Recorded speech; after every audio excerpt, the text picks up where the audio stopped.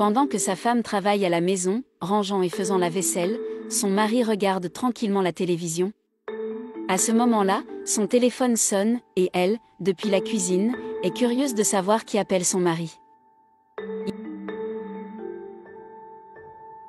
Il répond que c'est le personnel de l'entreprise et qu'il répondra dans la chambre.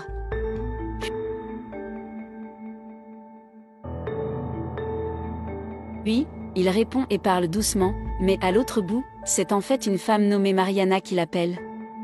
Irrité, il lui dit qu'il lui a déjà demandé 1000 fois de ne plus l'appeler à ce moment-là, il lui demande d'arrêter de faire ça et qu'elle devrait attendre, car plus tard, il irait dans la rue et l'appellerait.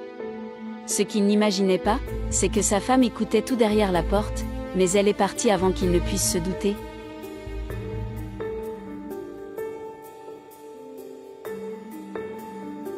Il arrive à la cuisine et dit qu'il doit partir d'urgence, car son patron lui a demandé d'être là dans 15 minutes.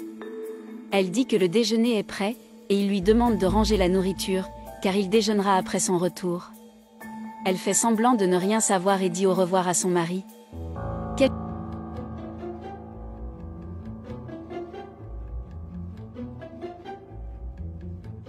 Quelques heures plus tard, il revient, et lorsqu'il retrouve sa femme, celle-ci lui demande s'il veut déjeuner, et il répond que non, qu'il est très fatigué, qu'il va prendre une douche et se reposer.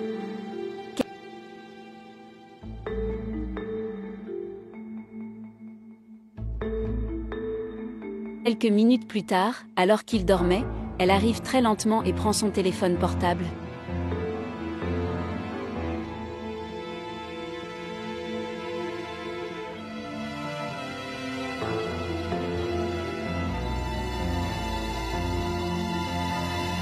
Et quand elle ouvre le téléphone, elle n'en croit pas ses yeux, elle est très surprise, et dit que ça ne resterait pas comme ça, et qu'il paierait pour tout ce qu'il lui a fait.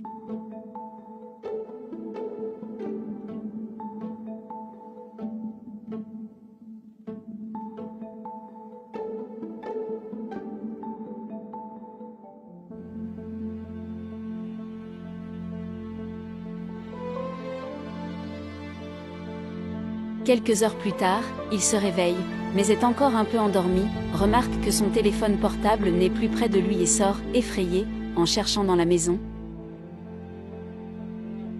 Ne sachant que faire, il demande suspicieusement à sa femme si elle a vu son téléphone portable. Puis elle dit qu'elle l'a fait, et veut savoir pourquoi il a peur. À ce moment-là, elle commence à dire tout ce qu'elle pense de lui, de savoir qu'il la trompe, même après tout ce qu'elle a fait pour lui.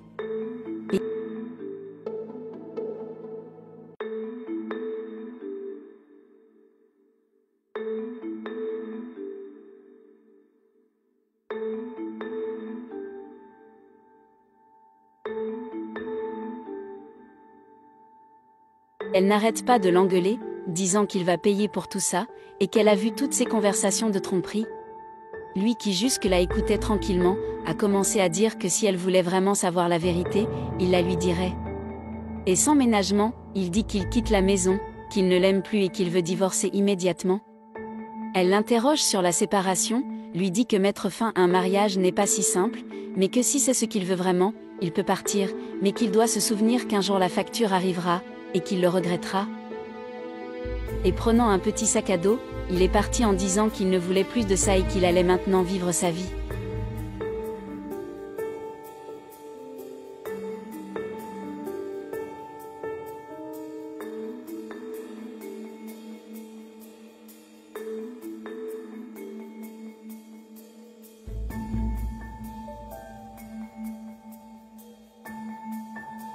De façon inattendue, 9 mois plus tard, il frappe à la porte de son ex-femme avec un petit enfant dans les bras.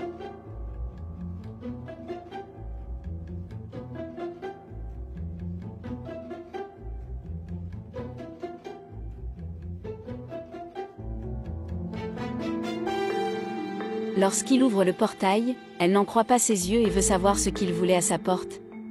Il lui demande alors, avec un visage désespéré, de le laisser entrer avec son fils, qu'il va commencer à pleuvoir, et qu'il veut juste parler un moment. Elle a été surprise d'apprendre que l'enfant était son fils, et a voulu savoir ce qui s'était passé. Il m'a dit qu'il m'expliquerait, mais qu'il devait aller à l'intérieur, car il allait commencer à pleuvoir. À ce moment-là, elle a dit qu'elle ne le laisserait entrer que par égard pour l'enfant, qu'elle ne voulait pas qu'il se mouille. Il la remercie donc et entre dans sa maison. Assis sur le canapé, il commence à s'expliquer, il dit que lorsqu'ils se sont séparés, il a fini par avoir une relation avec une autre femme, et que de cette relation, ils avaient eu un enfant, mais que malheureusement, elle était décédée. Il a poursuivi en expliquant qu'après la mort de la mère de son fils, il n'avait nulle part où vivre car la famille de celle-ci n'avait jamais accepté sa relation. Après avoir dit tout cela, il lui demande de l'aide en disant qu'elle serait la seule personne qui pourrait l'aider à ce moment-là, qu'il n'aurait besoin d'elle que pour quelques jours jusqu'à ce qu'il puisse résoudre sa vie.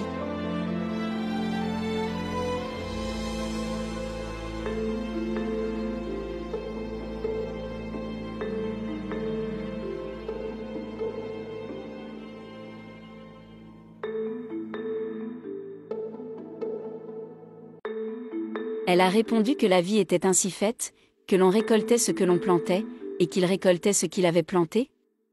Il a continué à dire qu'il était désolé pour ce qui était arrivé à la mère de son fils, et à l'enfant, qui dans cette histoire était innocent, mais qu'il n'accepterait pas qu'il revienne dans sa maison, qu'il pourrait même aider à prendre soin de l'enfant, mais qu'il ne reviendrait pas dans sa maison.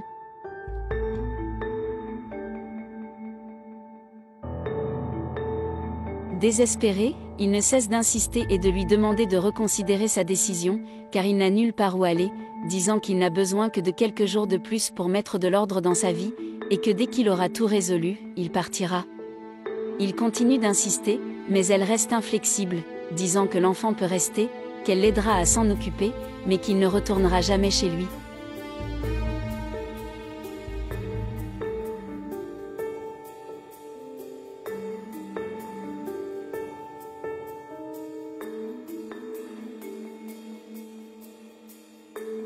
Il se fait une raison et lui dit que, puisqu'il ne peut pas rester, au moins son fils, et qu'il va essayer un nouveau travail, et que dans quelques jours il reviendra le chercher, et lui montre les affaires du bébé qui sont dans son sac. Elle lui a alors dit qu'il pouvait partir tranquillement, parce qu'elle s'occuperait bien du bébé, et qu'elle ne le laisserait manquer de rien.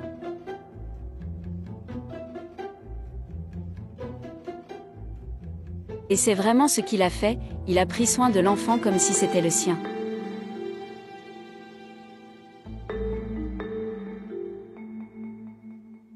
Et un jour, alors qu'elle nourrissait l'enfant, elle a vu que son ex-mari appelait son téléphone portable. Lorsqu'elle a répondu, elle a voulu savoir pourquoi il avait disparu pendant quelques jours sans voir son fils.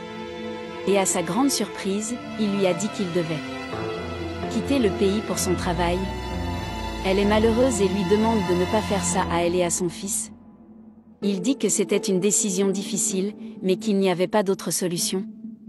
Elle se plaint, dit qu'il ne peut pas abandonner cet enfant, et il répond en disant qu'il ne le ferait pas, parce qu'il le confie à une personne très responsable, et qu'elle saura prendre soin de l'enfant.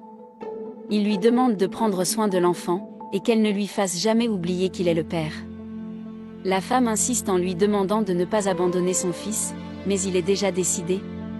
Lorsqu'elle raccroche le téléphone, elle est désespérée, ne sachant que faire de cet enfant qui dépendait désormais totalement d'elle, et elle se demande ce qu'elle va faire. Elle se souvient alors d'appeler sa mère et de lui demander conseil. Presque en larmes, elle explique à sa mère qu'elle ne sait pas quoi faire, que son ex-mari est parti en laissant le bébé sous sa garde et qu'il lui a dit qu'elle n'avait que deux options, soit l'adopter, soit le donner à une agence gouvernementale qui s'occupe des enfants.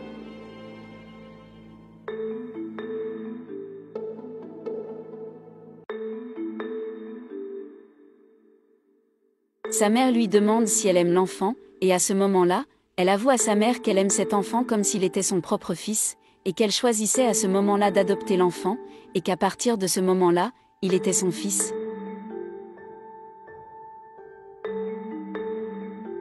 Très déterminée, elle déclare à nouveau qu'elle gardera l'enfant et raccroche le téléphone. Très émue, elle prend l'enfant dans ses bras et déclare qu'elle sera désormais sa mère et que personne ne pourra jamais l'arracher de ses bras. Très émue, elle prend l'enfant dans ses bras et déclare qu'elle sera désormais sa mère et que personne ne pourra jamais l'arracher de ses bras.